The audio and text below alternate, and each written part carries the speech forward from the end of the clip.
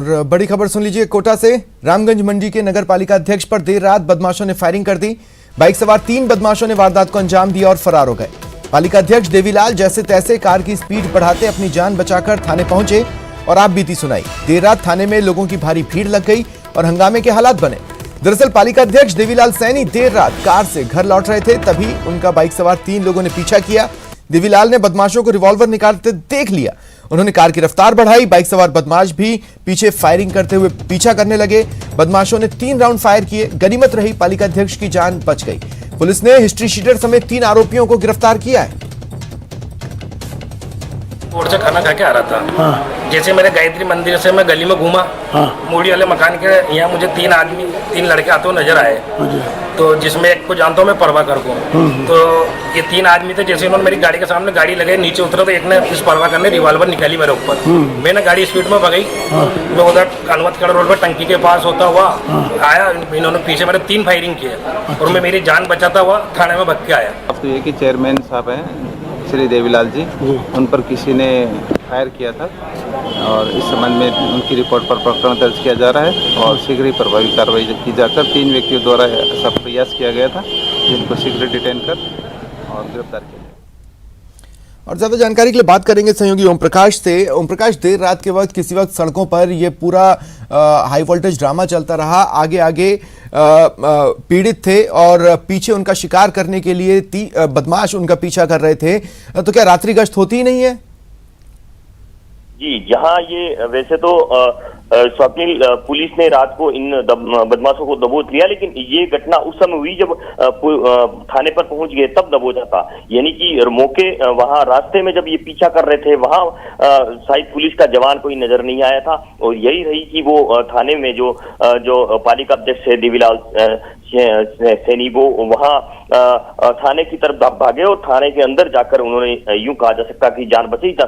थाने की गेट के पास जो मौजूद पुलिस के जवानों ने एक हिस्ट्री शीटर को जरूर दबाया। बदमाशों के हौसले किस कदर बुलंद है इसका अंदाजा इस बात से लगाया जा सकता है कि बदमाशों ने थाने तक उन पालिका अध्यक्ष का पीछा किया, 3 राउंड भी किए, फायरिंग की वारदात को अंजाम दिया।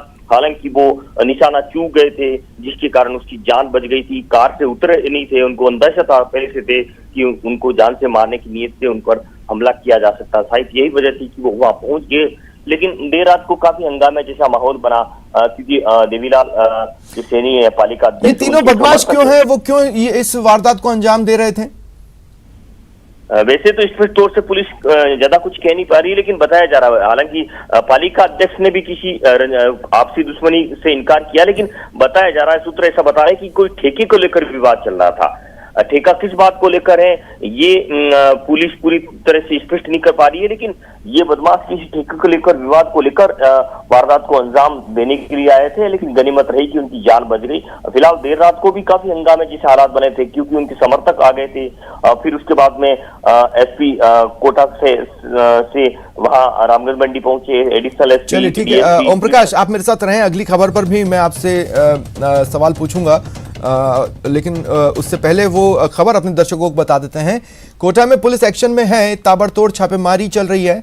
पुलिस का भारी जाब्ता सड़कों पर है। एक एक कर हुक्का बार और कैफे में कार्रवाई हो रही है। अब तक करीब 35 से ज्यादा स्टूडेंट्स और युवकों को पुलिस ने पकड़ा है। संदिग्ध मिले युवक युवतियों और छात्र समेत कई लोगों को हिरासत में लिया गया है। दर्जनों वाहन भी जब्त हुए हैं। कोटा के एक कैफे में एक दिन पहले ही गोली लगने से एक युवक की मौत हो गई थी, जिसके बाद से कोटा पुलिस अलर्ट है। ज्यादा जानकारी के लिए बात करेंगे सहयोगी ओम प्रकाश से, लेकिन पहले ये बाइट सुन लीजिए और फिर हम बातचीत करते हैं।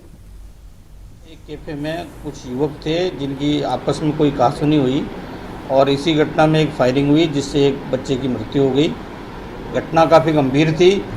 कल भी पूरे तलवंडी इलाके में छापेमारी कॉफ़ी सेंटर्स पे भी की गई थी, रेस्टोरेंट्स पे जहाँ स्टूडेंट्स आते हैं वहाँ भी सघन तलाशी अभियान चला गया। आज पूरे शहर के एसएचओज को एक साथ लेकर के पूरे जवाहर नगर इलाके में जहाँ ये कोचिंग के बच्चे आते हैं वहाँ कैफ़े और रेस्टोरेंट्स को चेक किया गया।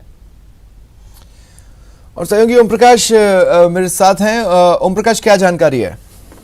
जी देखिए, 2 दिन पहले इसी इलाके में जो तलवंडी, जहाँ कोचिंग इलाका होता है, कोचिंग हब कहा जा सकता है, मिनी इंडिया वहाँ कहा जा सकता है, लाखों की तादाद में कोचिंग स्टूडेंट रहते हैं। वहाँ जो कप बार वहाँ जो बार वगैरह होते हैं, वहाँ देर रात को कोचिंग छात्र ही नहीं बल्कि अन्य जो छात्र है, संदिग्ध युवक युवतियां वहाँ बैठे रहते हैं। और उसी दौरान 2 दिन पहले देर रात को गोली लगने से एक युवक की मौत हो गई थी। जब हत्या की सनसनीखेज वारदात को अंजाम जब वहां दिया था तो पुलिस अलर्ट हुई और हालांकि कुछ लोगों को हिरासत में लिया, लेकिन देर रात सिटी एसपी केसर सिंह शेखावत ही नहीं बल्कि एडिशनल एसपी, डीएसपी, शहर के तमाम थानाधिकारी सड़कों पर उतरे और वहां जितने कितने भी कोचिंग इलाके में जो इस तरह के जो बार चल रहे हैं, वेद अवैध तमाम तरह के, वहां पर छापामार कार्रवाई की और करीब 35 ऐसे जो कोचिंग छात्र हैं जिसमें नाबालिग भी शामिल है, युवक भी शामिल है, उन लोगों को हिरासत में लिया है, पूछताछ की जा रही है। क्योंकि ये ऐसा सुनने में ये भी आते हैं, सूत्र बताते हैं कि हुक्का बार में नशा भी कर लेते हैं कुछ